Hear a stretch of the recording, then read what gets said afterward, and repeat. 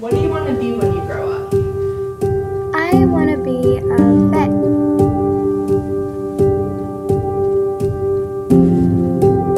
Allô guys, bienvenue sur ma chaîne YouTube. Bienvenue sur ma chaîne YouTube officiellement après un an que j'ai toujours voulu commencer ma chaîne YouTube.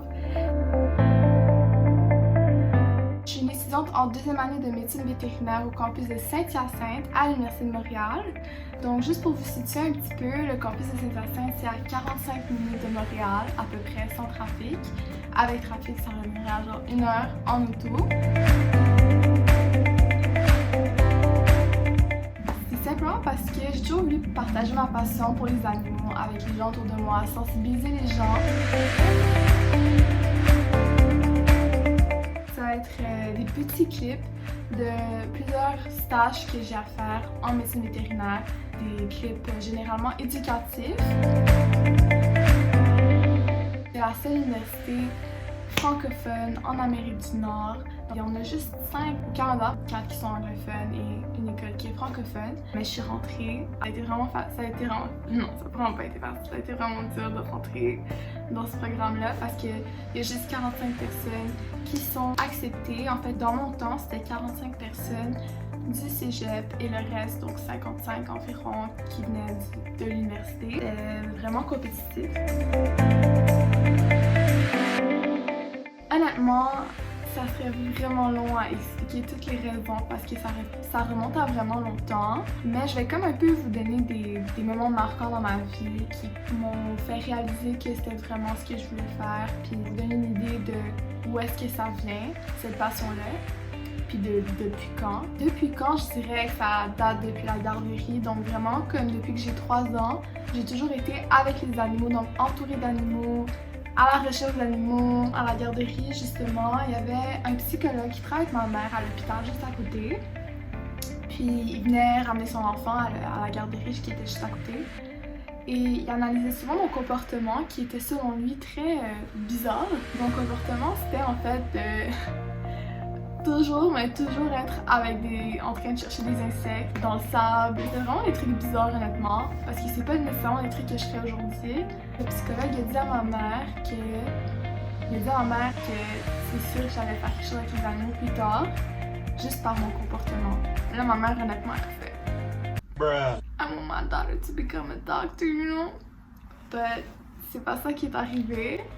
Honnêtement, je me souviens aussi d'une journée où ma mère, quand j'étais petite, je lui avais dit que je voulais devenir vétérinaire. Puis elle m'a regardée puis elle a fait genre, honnêtement, des fois ça change, tu sais, la passion des gens, ça peut changer, le choc carré, ça peut changer. Parce que tu sais, ma mère, elle voulait toujours le mieux pour moi, mais moi, c'est pas exactement ce que je voulais. Moi, je voulais vraiment la médecine vétérinaire. À la garderie, je disais souvent quand ils me demandaient qu'est-ce que je voulais faire plus tard, que je voulais devenir vétérinaire. C'est ça, donc ça date depuis la garderie. Une autre anecdote que j'aimerais partager avec vous, c'est quand j'étais au primaire, j'étais souvent avec mes amis à chercher des insectes dans le sable, puis genre comme des vers de terre, qui c'est vraiment dégueulasse. On cherchait des mille-pattes, on a essayé de compter les pattes d'un mille-pattes. On cherchait des chenilles sur les arbres du parc Jean-Briand, MDD Endgame. Toutes mes amies du primaire se rappellent de moi comme étant la fille qui adore les animaux. D'ailleurs, plusieurs de mes amis, dont Fouane, qui est en meilleure amie encore aujourd'hui, me suivaient dans mes délires à nourrir les écureuils. J'en apprivoisais. Je pensais que c'était dans mon rêve, mais c'était même pas dans mon rêve parce que Fouane me l'a confirmé. Elle se souvient aussi de nous en fait qui nourrissons des écureuils à la main. Et cet écureuil, on l'avait appelé Je t'adore. À chaque fois, à chaque récré, on sortait, on allait près de la clôture, puis on criait Je t'adore, parce qu'on l'adorait. Puis il s'en venait, genre il courait, on le voyait là. Moi je me souviens exactement. On le voyait, il courait, puis il s'en venait vers nous dès qu'on l'appelait. Des fois là, on l'appelait, puis il prenait du temps à venir. Ça c'était parce qu'il était loin. Mais un jour, on l'appelait, puis il est pas venu. Puis ce jour, on s'est dit que soit il a été frappé par une auto. Un de nos amis au primaire qui nous a dit qu'il y avait vu un écureuil écrasé par une auto. Fait que là on était comme on peut faire dans cette équipe. Je pense moi ils ont pleuré là. C'est ça, une autre affaire par rapport aux animaux, c'est que quand j'étais petite, je pleurais toujours quand je voyais des animaux morts dans la rue. Aujourd'hui, au moins, j'ai été désensibilisée, je dirais. Puis ça vient avec les études en médecine vétérinaire, ce qu'on voit genre des trucs catastrophiques, là. J'ai eu plein d'affaires, ok? Don't worry about it. On a eu plein d'affaires. Tam tam tam.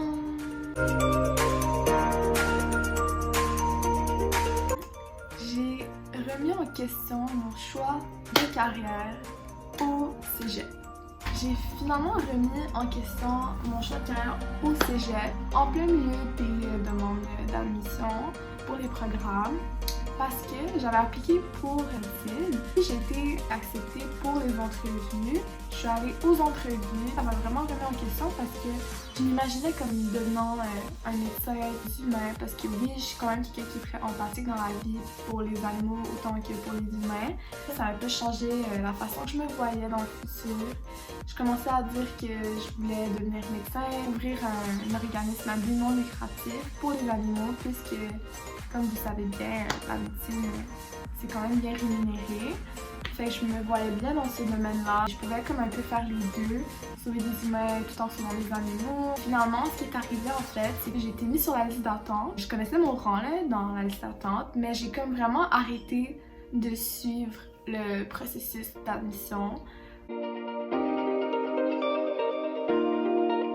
Parce que j'avais été acceptée en médecine vétérinaire, mais quand même assez tard, je dirais. Même si, comme honnêtement, ma cotère, là, comme, elle était vraiment bonne.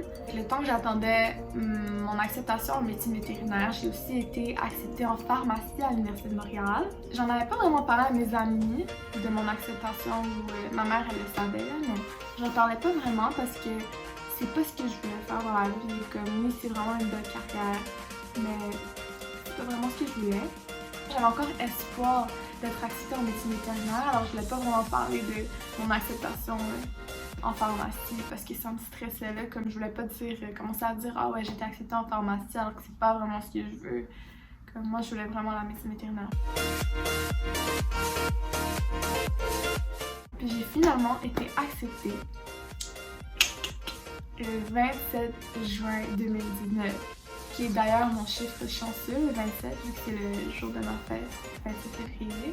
J'ai été acceptée, puis c'est là que j'ai commencé à regarder pour des appartements. J'étais forcée à finir mes cours de conduite juste avant que l'école commence, juste au cas où que je m'achète une auto pour faire les déplacements Montréal-Saint-Hyacinthe à chaque fin de semaine. Finalement, j'ai pas acheté d'auto, mais j'ai trouvé un appartement, un 1,5 juste en face de l'école. Honnêtement, j'avais l'appartement plus proche de l'école, même s'il était petit, il était comme à littéralement 2 minutes à pied.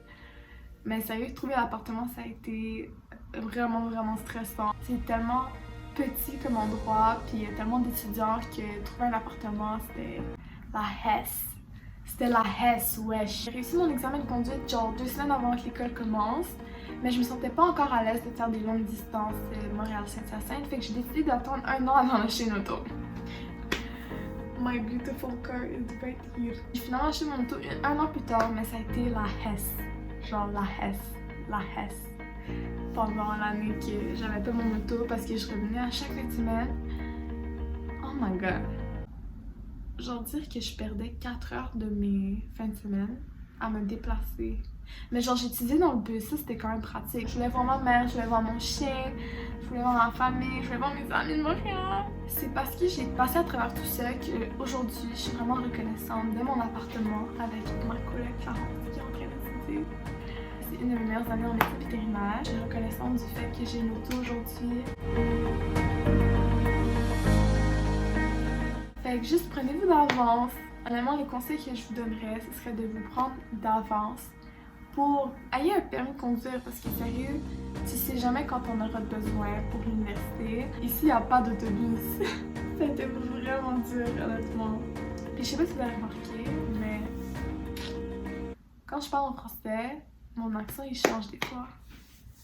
Quand je suis à Montréal, je parle comme les Montréalais, mais quand je suis à Saint-Hyacinthe, j'ai un accent québécois. Je m'adapte. Tu sais, les humains sont forts, hein? En adaptation. Quoi d'autre? Quoi d'autre? Ça a l'air de ça. Une première année, ok? Gastro-intestinal. Do y'all see how thick it is? It's thicker thicker than me. Gain muscles by like, you know, carrying all this. Donc, il y avait tout ça à étudier l'année passée. It was a lot. Plein de livres, fait qu'on avait genre celui-là. Anatomy of the Domestic Animals. C'est un livre de l'histoire des vétérinaires qu'on a eu la première journée d'école. On a un livre de biochimie, qui est de dissection. It's beautiful. This is my baby, guys!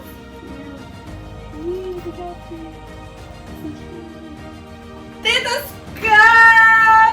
Yes! On l'a eu dans une boîte, en fait, c'était l'ordre des médecins vétérinaires qui nous l'avait donné. Et je l'adore, c'est mon bébé. J'ai appris un truc, c'est qui m'a... Ah, c'est Adalaïs qui m'avait montré. L'insérer comme ça. Ça tient. Les stages, je peux juste le mettre comme ça, puis je peux faire ce que je veux. Ma première année en médecine vétérinaire a été, je dirais, très chargée. Ouch! Ouais, ça va l'air de ça. Je vais vous donner un exemple, comme notre premier cours, c'était anatomie. Puis c'était un vraiment gros cours sur les os. Moi, je m'en venais du cégep. Je sais que la plupart des gens dans ma cohorte venaient de l'université. Moi, ça a été comme un changement vraiment drastique. Parce que non seulement c'était un programme vraiment chargé, j'avais mon nouvel appartement, j'étais à je sais pas combien de kilomètres, 50 km de Montréal. C'était juste tellement de changements en même temps qu'il fallait que je m'adapte. Mais non seulement j'avais pas vraiment le temps de m'adapter, c'était vraiment n'importe quoi. Là. Honnêtement, au début, ma première semaine a été du n'importe quoi parce que je savais juste pas comment étudier, honnêtement. Puis je savais même pas à qui demander, comme j'essayais de demander à des gens qui étaient à l'université avant. Genre, tellement que c'est quand même compétitif comme programme, c'est pas tout le monde qui veut. Ben, moi j'ai été chanceuse, je vais vous dire un truc par rapport à la médecine vétérinaire, c'est que les gens dans ma cohorte, puis à l'école en général, sont vraiment pas tant compétitifs. C'est vraiment pas comme la médecine, je suis sûre et certaine, parce que la médecine, il y a vraiment beaucoup de spécialisations, puis ces spécialisations-là demandent vraiment comme des bonnes notes, alors que nous, on peut quand même pratiquer après nos 5 ans, puis il y a pas beaucoup de gens qui veulent se spécialiser. Fait que c'est ça, ça fait que c'est un environnement qui est moins compétitif, puis c'est plus nice. Malgré tout, ça a été une année chargée parce qu'on avait juste tellement d'affaires à étudier. Anatomie, physiologie, histologie, embryologie, tout ça pour un système différent, genre le système digestif pour le cardio, le système nerveux, comme honnêtement ça a été... On a étudié tous les systèmes du corps, le système reproducteur, puis plein d'examens, comme c'était morphologie.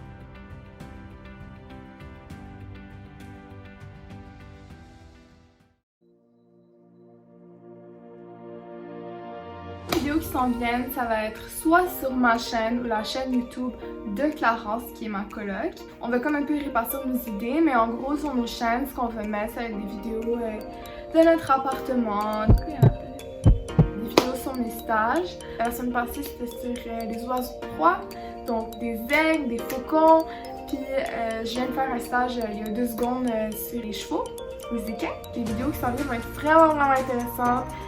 Stay tuned! Bye guys! On se voit dans la prochaine vidéo. Yeah, I'm supposed to say subscribe down below.